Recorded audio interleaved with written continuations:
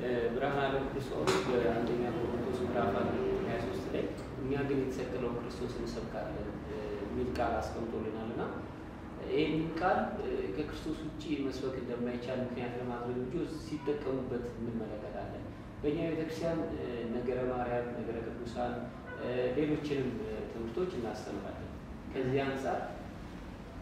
ከዚህ አንፃር ይሄ ቃል ስተተኞች ነን ሊያሰኘን ይችላል። ብዙዎች የሚከሱን በዚህ ስለሆነ መድኃኒታችን ኢየሱስ ክርስቶስ በማቴዎስ ወንጌል ላይ የደቀ መዛሙርቱን እራት ካበላ በኋላ ሽቶ የቀባቸው አንድ ሴት አለችና ደቀ መዛሙርቱ ሲያንጎራጉሩ ወይም ደግሞ ይሁዳ ማለት ነው ማንም እንደምትቆጥሩ ይሁዳ እንዴት የሁሉ ገንዘብ ባከነ ሲል አድንቆ ተናግሯታል ያችን ሴት እና መጨረሻ ላይ ወንጌል በተሰበከበት ቦታ ሁሉ ይችን ስለዚህ ሴት ይስበኩ ብሎ ክርስቶስ ተናገረ እና ስለዚህ ሴት የሰበኩ ሐዋርያት አሁን ስለተሰቀለ ክርስቶስ አልሰበኩም ማለት ነው። ስለዚህ ሴት መጻፋቸው የተሰቀለውን ክርስቶስን ሰብካለን ነው። የተሰቀለውን ክርስቶስን ሲሰብኩ የተሰቀለውን ክርስቶስን ብለው የመጡ ሰዎች ደግሞ መሰበካቸው አይቀርም። ቅድም ብለናል መስቀል የክርስቶስ ነው አይደለ? መስቀል የተሸከሙ ክርስቲያኖችንም መስበካችን ግዴታ ነው። መስቀሉን የጣሉትንም ሰዎች እንደዛው ስለነሱ እንኳን መጥፎነታቸውን አብነት አድርገው ይሁዳ ለምሳሌ መስቀሉን ከጣሉ ሰዎች አንዱ ጴጥሮስ መስቀሉን ቢጥልም መስቀሉን እንደገና የተሸከመ ሰው ነው። ስለነሱ እንሰብካለን እንኳን ስለሌሎች አንዳንዴ ስለ ታቦት ሲናገሩ ይበልጥ ግልጽ እንዲያደርግልኝ ስለ ታቦት ሲናገሩ ሰዎች የእኛን ቤተክርስቲያን ሲተቹ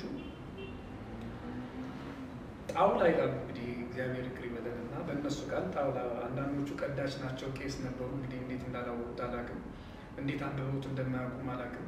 ታቦቱ ላይ ምን እንደሚጻፍ የመጀመሪያው አልፋ ወኦ ነው። ይሄ ሳይጻፍ ታቦት አይሆንም። ምናልባት እነሱ የሚያውቁት ራሳቸው የቀረጹት ታቦት ካልሆነ በስተቀር ሆነ ብለው በሴራ አልፋ ወኦ ማለት የግሪኩ ቃል አልፋ የመጀመሪያ ነው፣ ኦ የመጨረሻው ነው። እኔ መጀመሪያውና መጨረሻው ይህን ዓለም የፈጠርኩ ይህን ዓለም ማሳለፍ እኔ ነኝ እንደማለት ነው። ይሄ ስም ይጻፋል፣ ክብሩ እግዚአብሔር ስም። ይሄ ስም ከተጻፈበት በኋላ ቤተክርስቲያኑ የእመቤታችን ከሆነ የእመቤታችን ስም ይጻፋል፣ የጊዮርጊስ ቅዱስ ጊዮርጊስ ከሆነ ቅዱስ ጊዮርጊስ ይጻፋል። እና ሰዎቹ እንደሚሉት እሺ የክርስቶስን ስም ጻፉት እዚያ እንጨቱ ላይ ለምን የሰው ስም ትጽፋላችሁ ይሆናል አይደል? የሚገርም ግን ወንጌል እውነት ስለ ኢየሱስ ብቻ ነው። እሺ ታቦቱስ እሺ የቅዱሳን ለምሳሌ ብዙም ለአጭሯልችን 27ቷን የአዲስ ኪዳን መጽሐፍ ብታያት ዝም ብለህ ስልካችን ላይ እንደዚህ ሰርች ብናደርግ 27ቱ የአዲስ ኪዳን መጽሐፍ ብቻ ዝም ብለህ ዲያብሎስ ብለህ ጻፍ 33 ጊዜ ዲያብሎስ አለ። 33 ጊዜ የአዲስ ኪዳን መጽሐፍ ላይ ብቻ ዲያብሎስ ስለተጻፈው አሁን ሰይጣን ስትል ደግሞ አስቡ፣ ጋኔን ስትል ደግሞ አስቡ፣ በጣም ብዙ ነው የምታገኝ ይደመር ማለት ነው። ይሄ ሁሉ የጋኔን ስም ተጽፎበት ግን መጽሐፍ ቅዱሱን አሁን ቅዱስ ነው። ለምን? አሸናፊው እግዚአብሔር ስም ተጽፎበታል መጽሐፍ ቅዱስ ነው። አሸናፊው ስም እስከተጻፈ ድረስ የጋኔን ስም መጽሐፍ ለኛ ድንቃችን አይደለም። ምክንያቱም ኃያል ስም ተጽፎበታል ማን ላይ? መጽሐፍ ቅዱስ ላይ። ስለዚህ አሸናፊ ስም ስለተጻፈበት መጽሐፍ ቅዱስ ቅዱስ እየተባለ ነው የሚጠራው። ግን ያጋንንት ስም አብረዋል። ያጋንንት ብቻ አይደለም፣ ያጋንንት ክፉ ስራ ያሰሯቸው የሰዎች ክፉ ታሪክ ሁሉ አለ። ከነዚህ ሁሉ ታሪክ ግን ቅዱስ እያለ ነው የሚጠራው መጽሐፍ ቅዱስ።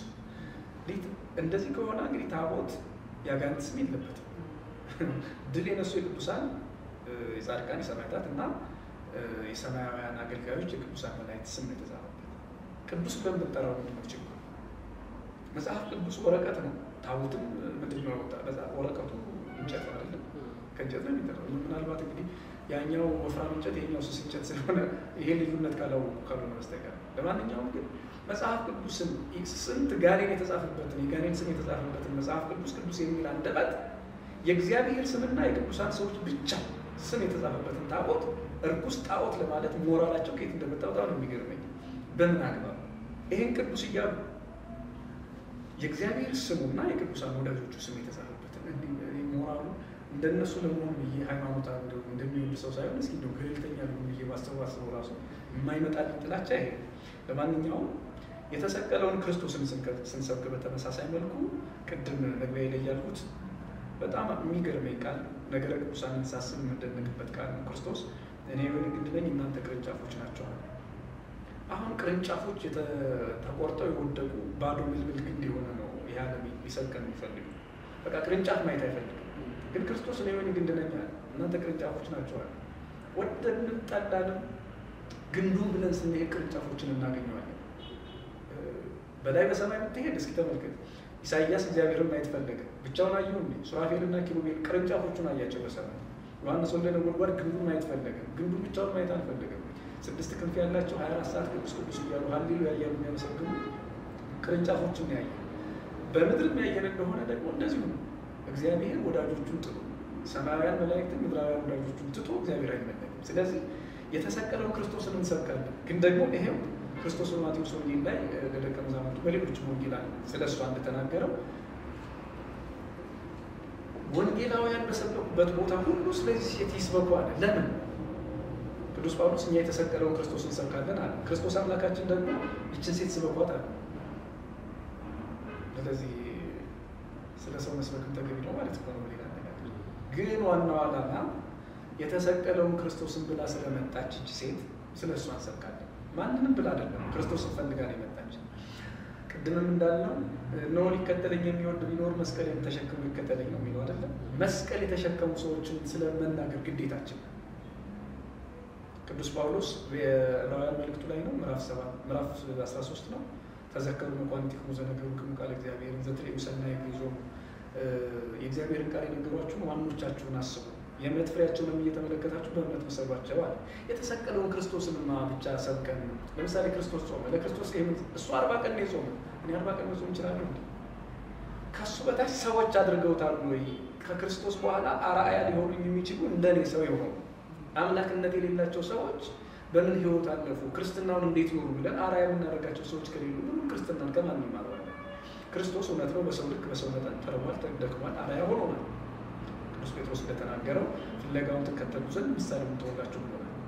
ግን የእሱ በጌትነት በአምላክነት የሚሆነ ተራ ፍጡር ሆነው ክርስቶስ በሄደበት መንገድ የሄዱትን ዋኖቻችሁን አስቧል። እኛ ገድል ጽፈን ብራና ጽፈን ወይም ደግሞ ድርሳን ጽፈን ታምር ጽፈን ቅዱሳንን ስናስብ እንደ ክርስቶስ ተሰቅለውልን እንዳልሆነ ግልጥ ነው።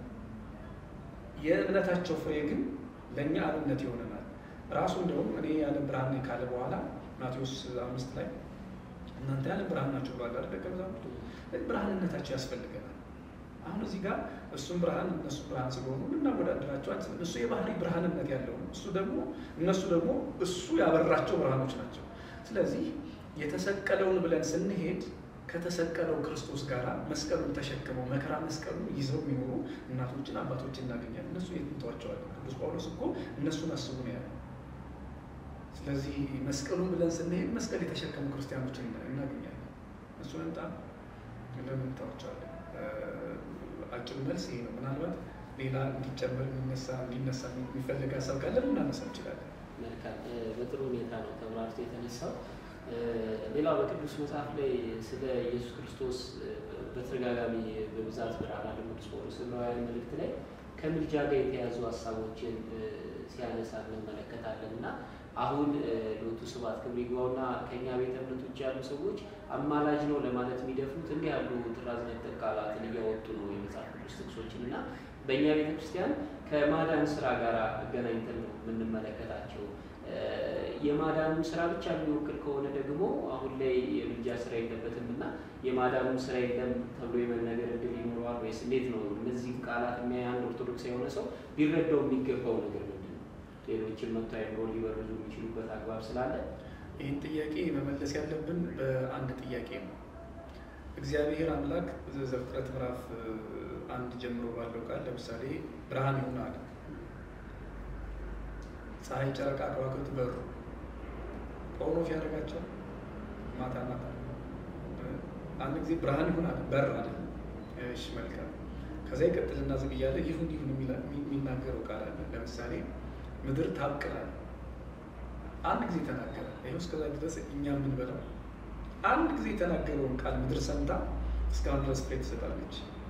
እንዲሁም ከሰው ብዙ ጊዜ 5 እንጀራ 2 ዓሣ በስቶ ከዛ 5000 ተመገበ፣ ህፃናትና ሴቶች ሳይቆጠሩ ብሎ ታምራት ያሰራል አይደል? ጥብርያዶስ ላይ ከጥብርያዶስ በላይ በእኔ በአንተ ህይወት የሚሆነው በዓለም ህይወት ላይ የሚሆነው አሁን እየሆነ ያለው ነገር ነው የበለጠ ታምር ካስተዋሉ ከጥብርያዶስ በላይ አንዲት እቺ ለአይን ያነሰች ጤፍ መሬት ላይ ተዘርታ ከዚያ ተቀብራ ትነሳለች፣ ትበቅላለች 160 ፍሬ።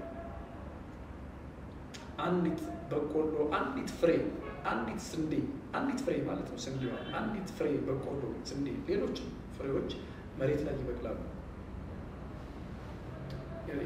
ይዘራሉ፣ ይበቅላሉ። ሲበቅሉ አንድ ሆነው ተዘርተው 160 ሆነው ይበቅላሉ። ከጥብርያዶስ በላይ እግዚአብሔር እርሻችን ላይ በረከት አልሰጠም። በደንብ ነው በረከት፣ በበረከት ነው የሚያኖረን። አሁን መቼ? ያን ጊዜ እግዚአብሔር ምድር ታብቅል ብሎ ተናግሮ ዘፍጥረት 1:13 ወይም 12 ጀምሮ ሲመለከቱት አንድ ጊዜ ተናገረ እግዚአብሔር። አንድ ጊዜ የተናገረው ቃሉ ዛሬ ድረስ ምድርን ስታበቅል ያኖራታል።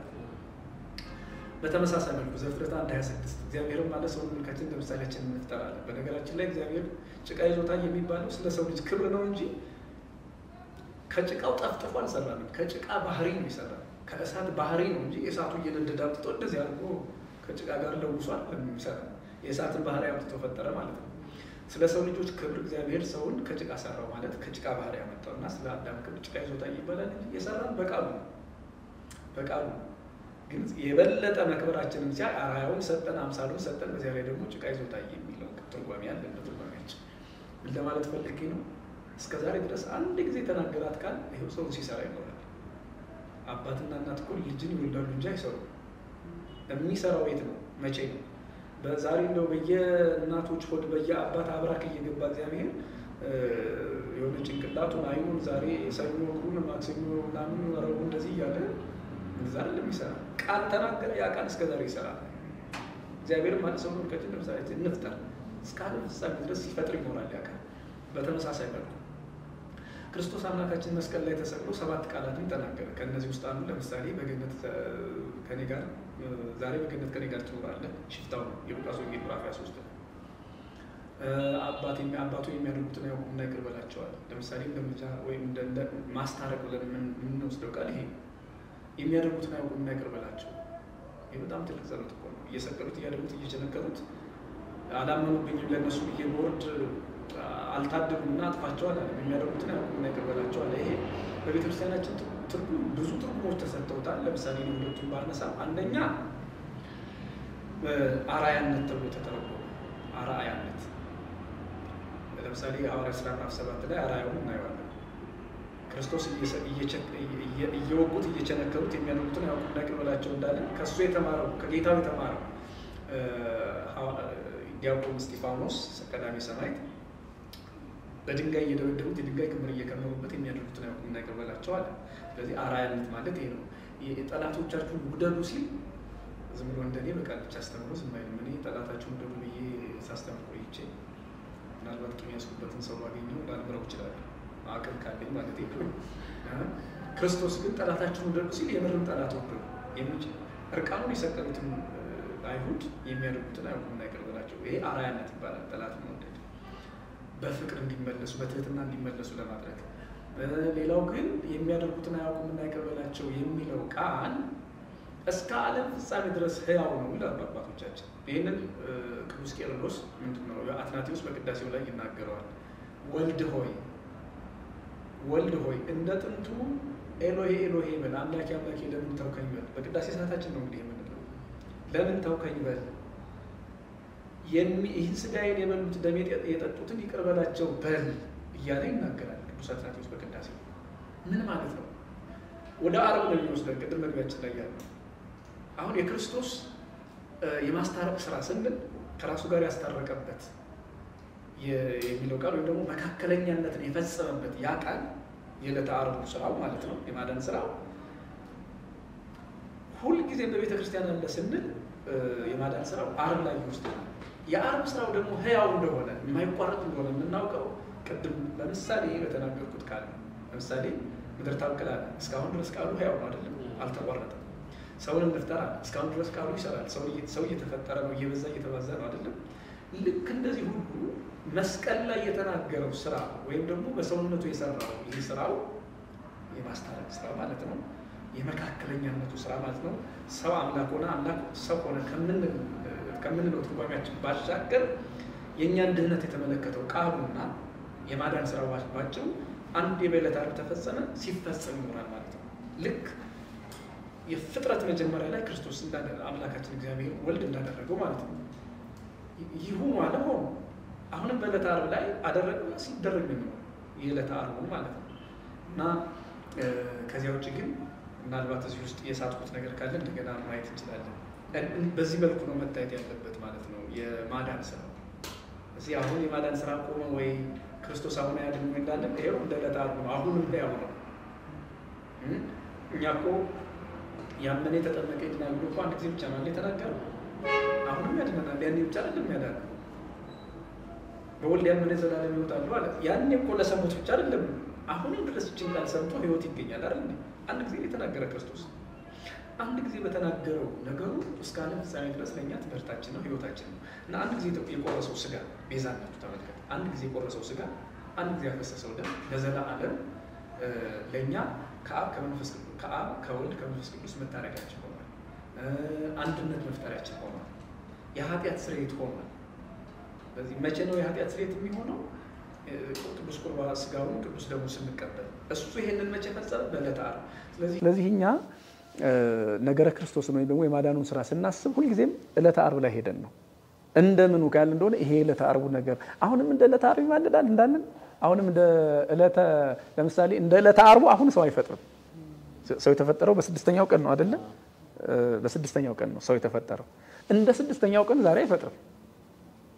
እንደ ስድስተኛው ቀን እንደ ዓርብ ዛሬ ሳይፈጥር በስድስተኛው ቀን የተናገረው ቃል ዛሬ ሰውን የሚፈጥር ከሆነ ያ ቃል አሁንም ክርስቶስ በስጋውና በደሙ ቤዛነት የፈጸመው የዕለተ ዓርብ የማዳን ስራው ዛሬም ድረስ ሕያው ሆኖ ሰዎችን ሲያድን ይኖራል ማለት ነው።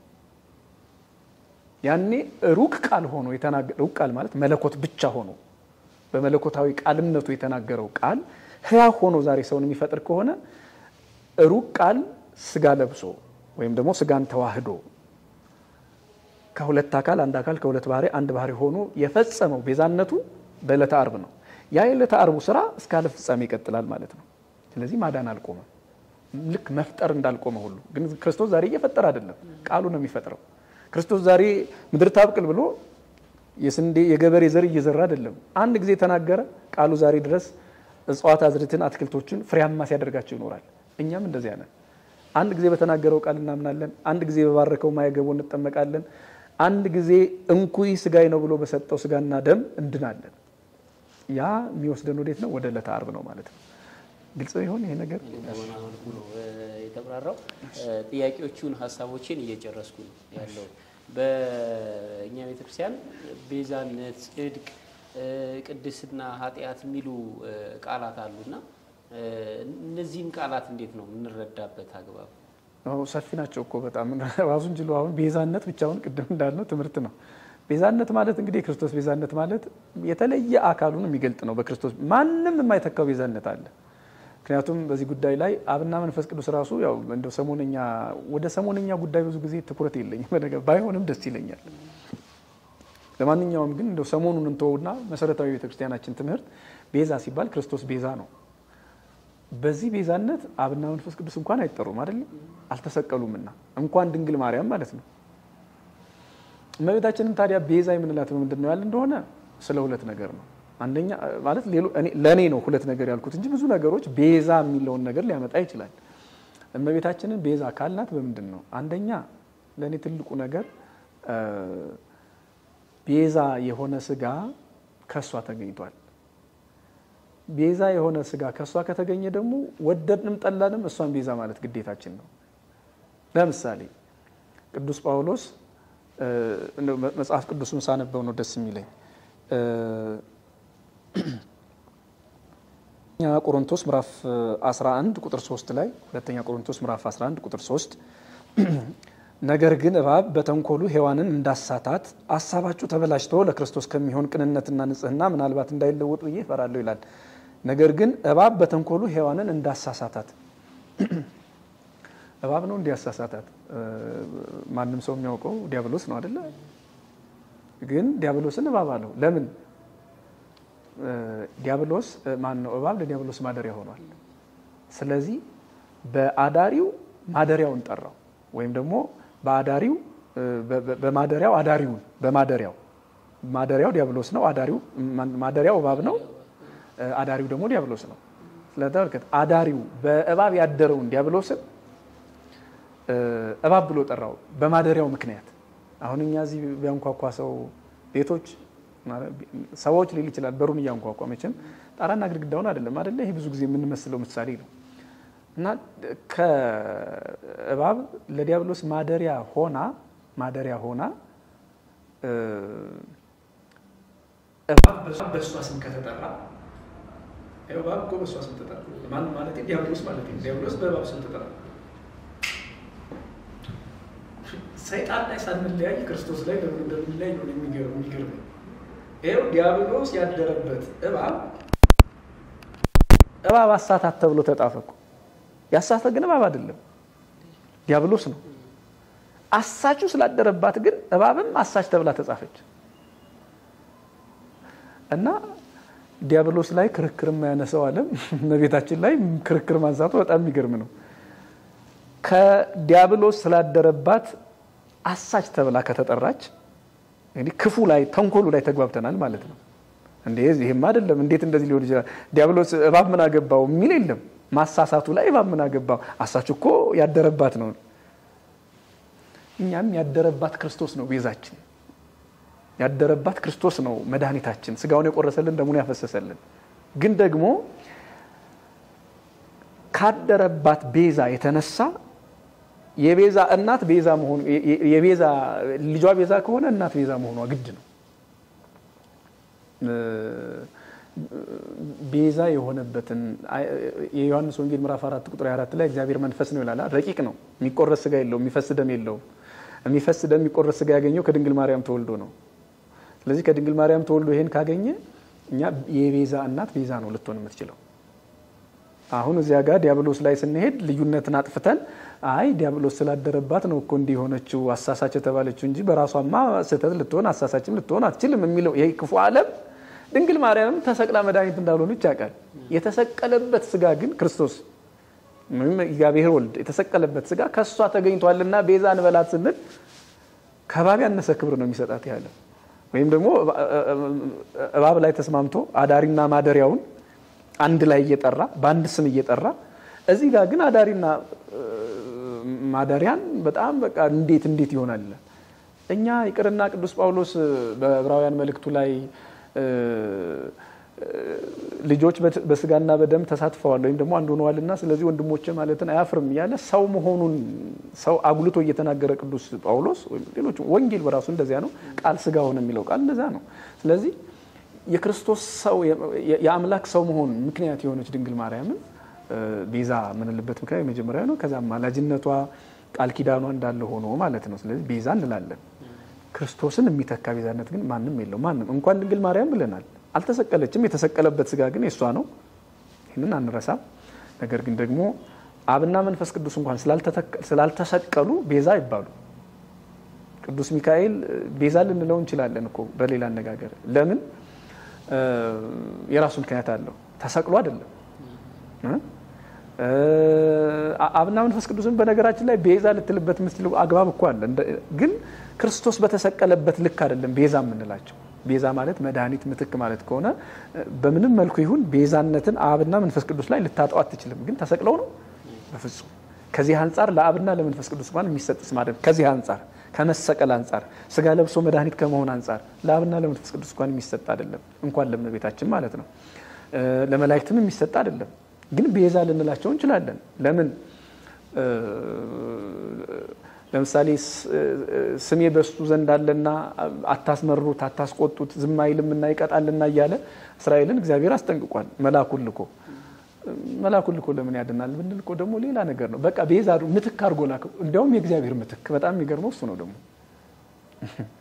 የእግዚአብሔር ምትክ ሆኖ መላእክት የመጡበት ጊዜ አለ። ይሄው ያኔ ስሜ በሱ ዘንድ አለና እያለ አታስመሩት አታስቆጡት ዝም አይልምና እያለ እስራኤልን እና መላእክትም ቤዛ ማለት ምትክ ማለት አይደለም። የእግዚአብሔር ምትክ ነው ማለት እግዚአብሔሮች ሆነው ማለት አይደለም። መለኮት ሆነው ማለት አይደለም። እንደ እግዚአብሔር ሥርዓት የእግዚአብሔር ሕግና ሥርዓት ሊያስተምሩ ልክ በዚህ ጉዳይ ላይ ብዙ ተብሏልና ብዙ ወደ ኋላ መሄድ ያለብን አይመስለኝም። ልክ ሙሴ ቤዛ እንደተባለው ማለት ነው። ቅዱሳን መላእክትም እግዚአብሔር አምላክ የላካቸው ሲሆን የማዳን ስራ ለሰው ልጆች ሲሰሩ ነብዩ ዳዊት እንደተናገረው የእግዚአብሔር መልአክ በሚፈሩት ሰዎች ዙሪያ ይሰፍራል ያድናቸውም ማለት ይሄን ያድናቸውም ማለት የሚለውን ቃል ወስደን ክርስቶስ ተክቶል የሚያድን መልአክ የለም የሚሰቀል መልአክ የለም የሚሰቀልበት አካልም የለውም ለመልአክ ነገር ግን ደግሞ ከመቅሰፍት ከሞት ከኃጢአት የሚያድኑ የሚጠብቁ ስለሆኑ ቤዛ ልንላቸው እንችላለን በዚህ ምክንያትና መዳን ያድናቸውም ማለት የሚለው ቃል ልክ እንደዚህ ነው ቤዛነት መታየት ያለ እንደየአውዱ ነው ግን ይሄ አውድን ሳይጠብቁ ዝም ብሎ እንዲሁ ቤዛ አላችኋት እሷንም እሱንም እንደው ማርያምን ነው የምታመልኩ እንዲህ ነው የሚሉ ሰዎች እንግዲህ አንድ ነገር ማወቅ ያለባቸው በዚህ በአራተኛው መቶ ክፍለ ዘመን ይመስለኛል ካልተሳሳትኩ ዘመኑን እመቤታችን ቅድስት ድንግል ማርያም በጣም አብዝተን እንወዳለን ብለው ወደ አምልኮ የተሸጋገሩ ሰዎች ነበሩ ቤተክርስቲያን የማርያምን አምልኮ ያወገዘች ናት የኛ ቤተክርስቲያን ይሄ ማንንም አይደለም የማርያም አምልኮ አይገባም ክብር ነው የሚገባት የእናትነት ክብር የእግዚአብሔር እናት ተብላ መመስገን ነው እንጂ የሚገባት መመለክ አይደለም ብላ በሊቃውንቶቿ በጉባኤ እንደዚህ አይነት ሰዎችን ያወገዘች ቤተክርስቲያን ናት እዚህ አረብ ምድር አካባቢ እንደዚህ አይነት ሰዎች ነበሩ አውግዛቸዋለች ቅድስት ቤተክርስቲያናችን እና የማርያምን አምልኮ ለኛ ይነግሩንም ሰዎች ማለት ነው ልትመለካችንም እሷ ማትፈልገውም ግን ቤዛ ማለት አምልኮ አይደለም ቅድም ኢየሱስን ኢያሱንም ኢየሱስ ጆሹዋ የሚል ስም አለ ብዬ ነበር ጆሹዋ ስላለው ኢየሱስ ሊሆን ከሰማይ የወረደው ከድንግል የተወለደው ኢየሱስን ሊተካ አይችልም ኢያሱ ሊሆን አይችልም እንደው በስመ ሞክሼ እንዲሁ ዝም ብሎ ነገሩ ሁሉ ወደ አንድ ነገር መጠቅለል ስህተት ነው ስለዚህ ቤዛ የሚለው ብቻውን በዚህ ደረጃ ካስኬደ ደግሞ ሌላው ምንድን ነበር ጽድቅ ቅድስና ኃጢአት ከምን አንፃር እንዲታይ ነው እሱ ጽድቅን አሁን ከነገረ ክርስቶስም አንፃር እንመለከታቸው እነዚህን ሐሳቦች አሁን የሚተረጉሙበት አውድ ከየት አንፃር ነው የሚለውንም ማየት እንድንችል ነው እስኪ ጽድቅ ሲባል ለምሳሌ በሰዎች ጸድቀናል ከሚሉት አንፃር እንዲታይ ነው በክርስቶስ የተገኘው ጽድቅ እንዲታይ ነው ወይስ የትኛውን እና በጣም ሰፋብኝና በክርስቶስ በኩል ካገኘነው ጽድቅ አንፃር እኮ በክርስቶስ ያገኘነው ጽድቅ ቅዱስ ጳውሎስ በሮሜ መልእክቱ ምዕራፍ 5 ላይ አዳም በኃጢያቱ ሁሉን እንደጎዳ ክርስቶስ ደግሞ በጽድቁ ሰውን ሁሉ ከኃጢያት እንዳዳነ ወይም ደግሞ በግዙ ወበከመ በጌጋ ያዱ በዚህ ተኮነነ ሁሉ ዓለም በአንድ ሰው ኃጢያት ምክንያት ሞት ወይ ኃጢያት ወደ ዓለም እንደገባ ከማው በጽድቅ ያዱ በዚህ ጸድቅ ሁሉ ዓለም በአንዱ ክርስቶስም ደግሞ እንዲሁ ጽድቅ ወደ ዓለም መጣ ነው የሚለው ሮሜ 5 ላይ ስለዚህ ያዳምን ኃጢያት ስናየው ኃጢያት የሰሩትን ብቻ አይደለም ኃጢያተኛ ያደርጋቸው ጽድቅ የሰሩ ቅዱሳን ሰዎች ሁሉ ኃጢያተኛ ነበሩ አይደለም በአዳም በደል ምክንያት ያዳም በደል ጻድቃንንም ኃጥአን አደረገ ምስጢሩ ይሄ ነው ያዳም በደል ጻድቃንንም ኃጥአን አድርጎ ወደ ሲኦል እንዲወርዱ አደረገ ነብዩ ኢሳይያስ እንደተናገረው ኢሳይያስ 64 ላይ ጽድቅ የመርገም ጨርቅ ሆኖባቸዋል እንግዲህ ያዳም ኃጢያት ጻድቃንን የእግዚአብሔር አገልጋዮችን ኃጥአን አድርጎ ወደ ሲኦል ካወረደ ዳግማዊው አዳም ክርስቶስም ተመሳሳይ ነገር አደረገ ማለት ነው ምን አደረገ በጽድቁ ጻድቃንን ብቻ አይደለም ያዳነው በሱ የባህሪ ጽድቅ በሱ የደም ማፍሰስ በሱ ቤዛነት ጻድቃን ብቻ አማኞች ብቻ አይደሉም በሲኦል ያሉት የማያምኑት ሁሉ ነው ቤዛነት የተፈጸመላቸው ልክ የአዳም ኃጢያትን የማያውቁ ሰዎችን ሁሉ ኃጢያተኛ እንዳደረጋቸው ሁሉ ጻድቃንን ኃጢያተኛ እንዳደረጋቸው ሁሉ የክርስቶስ ጽድቅ ደግሞ በተቃራኒው ነው የክርስቶስ ማዳን ደግሞ በተቃራኒው ነው ኃጥአንን ሁሉ ይቅር ማለት በተለይ ሲኦል ውስጥ ያሉትን ሁሉንም ማርኮ ነው ነፍሳትን ያወጣው ከአጋንንቱ በስተቀር ማለት ነው አጋንንቱ በዚያው ቀርተዋል ሰዎች ግን ወጥተዋል ይሄ ምን ያሳያል ሮሜ 5 ላይ ቅዱስ አዳም አባታችንና አምላካችን ክርስቶስ አዳም በኃጢያቱ ሁሉን ኃጢያተኛ ያደረገ ክርስቶስ ደግሞ በጽድቁ በማዳኑ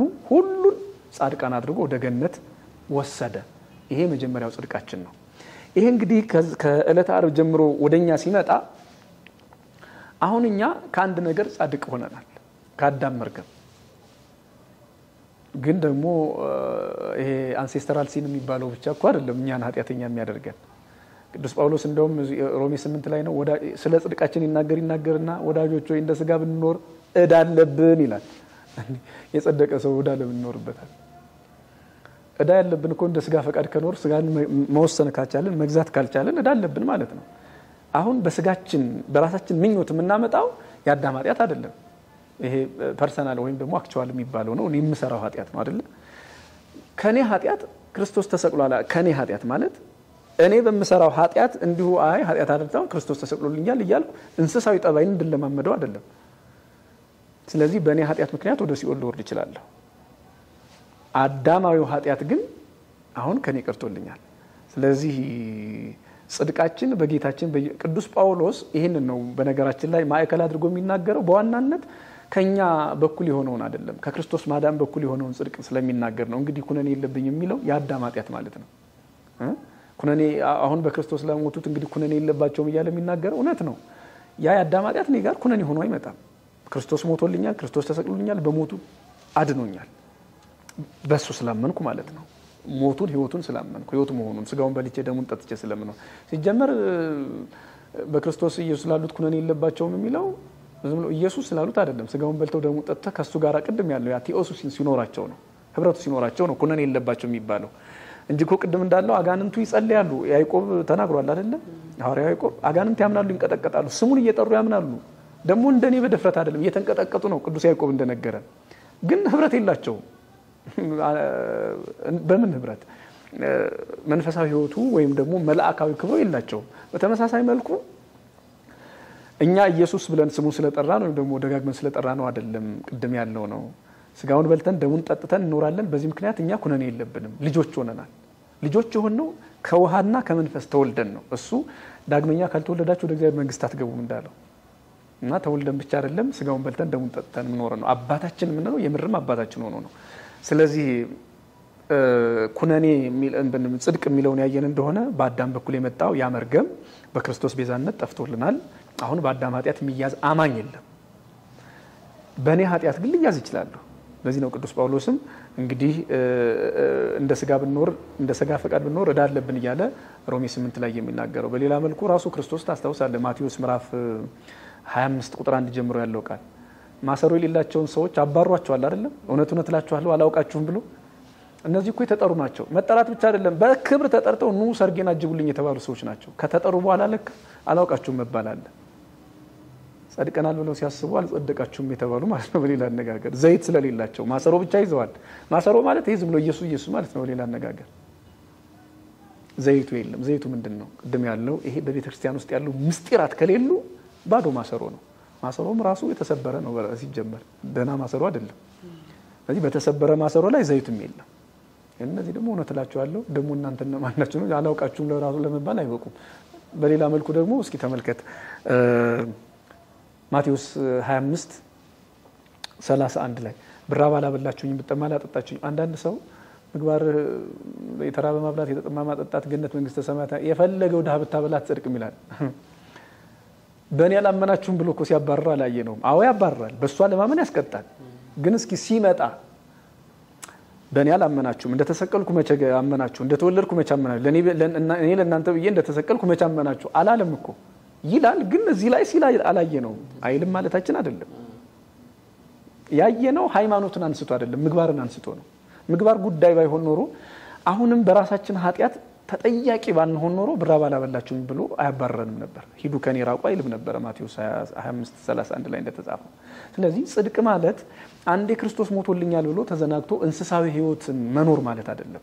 የራሴ ኃጢያት አለና በራሴ ኃጢያት ሲኦል እንዳልገባ ተጠብቃለሁ ብሎ የክርስቶስን ጽድቅ ተማምኖ መኖር በስጋው በደሙ በቃሉ ተጠብቆ መኖር እንጂ አንዴ ሞቶልኛል ብሎ በደመ ነፍስ መኖር አይደለም። እንግዲህ ምናልባት ጽድቅን ያሰብክበት መንገድ ሌላ ሊሆን ይችላል። እኔ እንግዲህ እንደዚህ ነው የመጣው። አይ ከዚሁ አውድ ነው የክርስቶስን የቤዛነቱን ስራ ከመናገር ጋር አንድ የተከፍሏል። ክርስቶስ አንድ ጊዜ ማዳኑ ስራ አድርጓልና ከዚህ በኋላ ጽድቅን ሰጥቶናል። እንዲሁ የምናገኘው ነው ጽድቅ እንጂ እኛ ስራ የሚጠበቅብን አይደለም የሚል ሐሳቤ ስላለ ነው ከኛ ቤተ እምነት ውጪ ባሉት ጋር ማለት ነው። እውነት ነው። እንዲያው በጸጋው ድናችኋል የሚለው አሁንም ደግሞ አለው። ይሄ ፐርሰናል ወይም ደግሞ አክቹዋል ከሚባለው ኃጢያት ምንም ግንኙነት የለውም። ምንም እንደውም እኮ እነሱ የሚጠቅሷት አለች ሮሜ 3 ላይ ማለት ነው። ጻድቅ የለም አንድስ እንኳን የሚል ቃል አይደለ? ሁሉም በደለ ምናምን ነው። ስለዚህ ጻድቅ የለም እንደሱ ካሉ በኋላ ግን ያጸድቀናል የሚሉት ነገራቸው ይገርማል። አንድም ጻድቅ የለም ካሉ በኋላ ማለት ነው። ሲጀመር እንደው እሱን ብናይ ቅዱስ ጳውሎስ ወደ ኋላ ተመልሶ ነው እንጂ አሁን ስላለው አይደለም። ያኔ ደግሞ ዘፍጥረት 6 ላይ ኖህም በትውልዱ መካከል ጻድቅና ፍጹም ነበር ይላል። ጳውሎስ የኖህን ታሪክ ያቀው ነበር ማለት ነው። ለማንኛውም በግል ጻድቅ የነበሩ ድሮ፣ ነገር ግን በአዳም ኃጢአት ምክንያት ኃጢአተኛ የተባሉ ማለት ነው፣ ወደ ሲኦል ይወረዱ።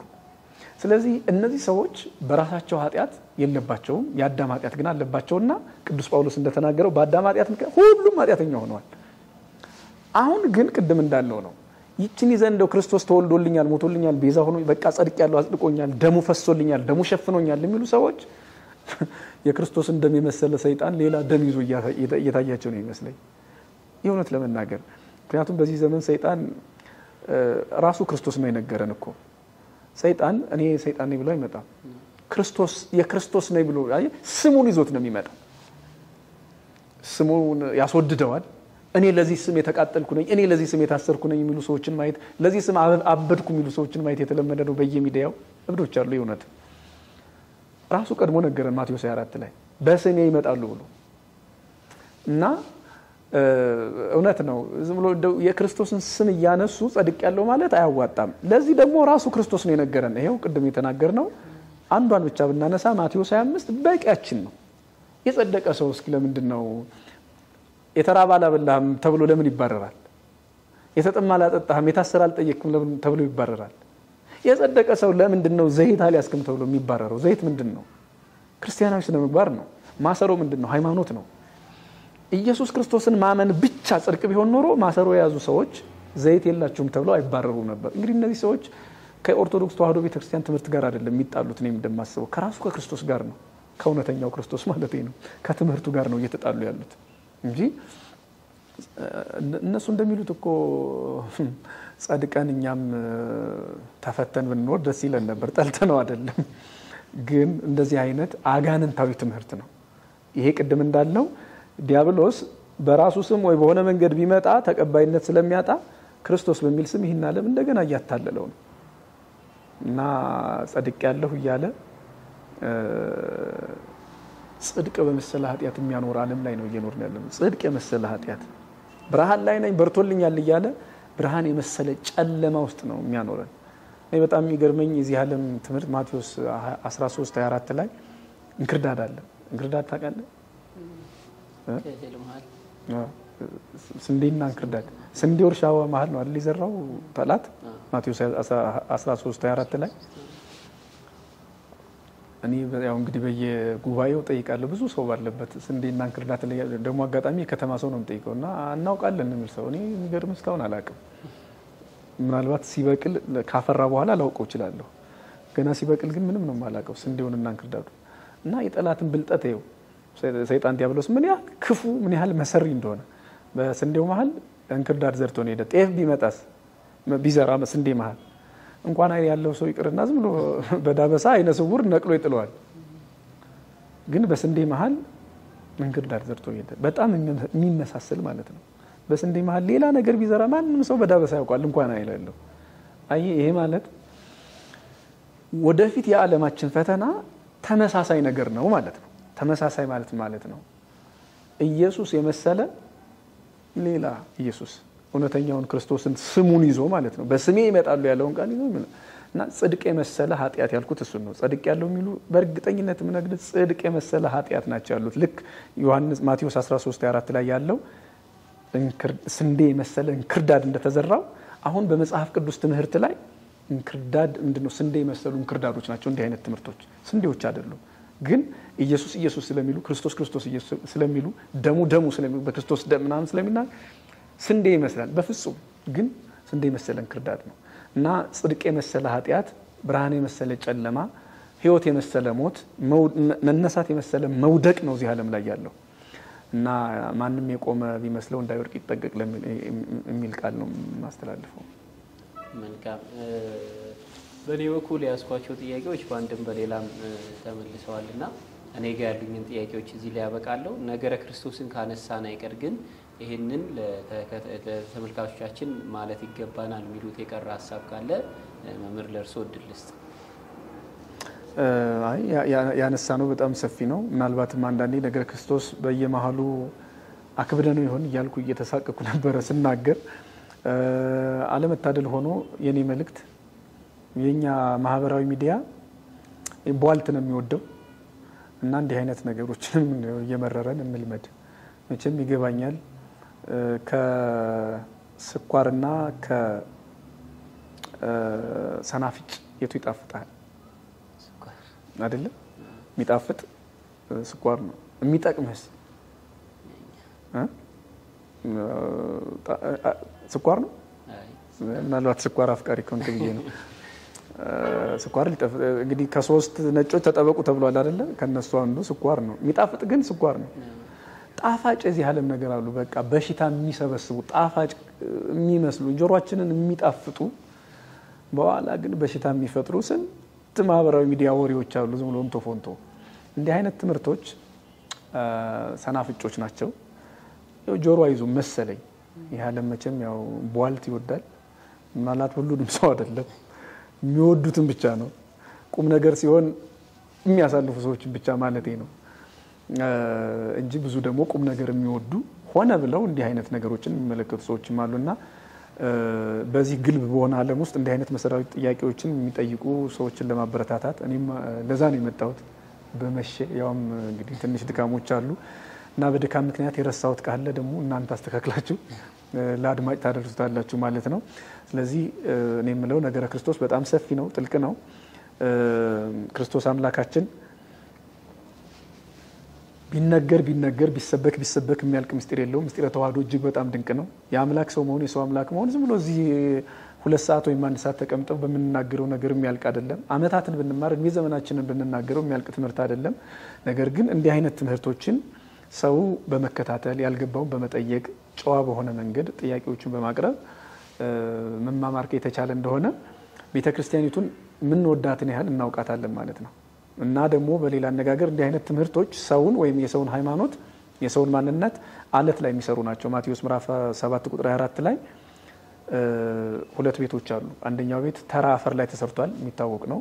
ነፋስ ነፈሰ፣ ዝናብ ዘነመ፣ ጎርፍ ጎረፈ፣ ቤቱ ወደቀ፣ አወዳደቁ የከፋ ሆነ ይላል። ይሄ ማለት ነው አንደኛው ትርጉሙ ስለ ቤት አይደለም ቁም ነገሩ።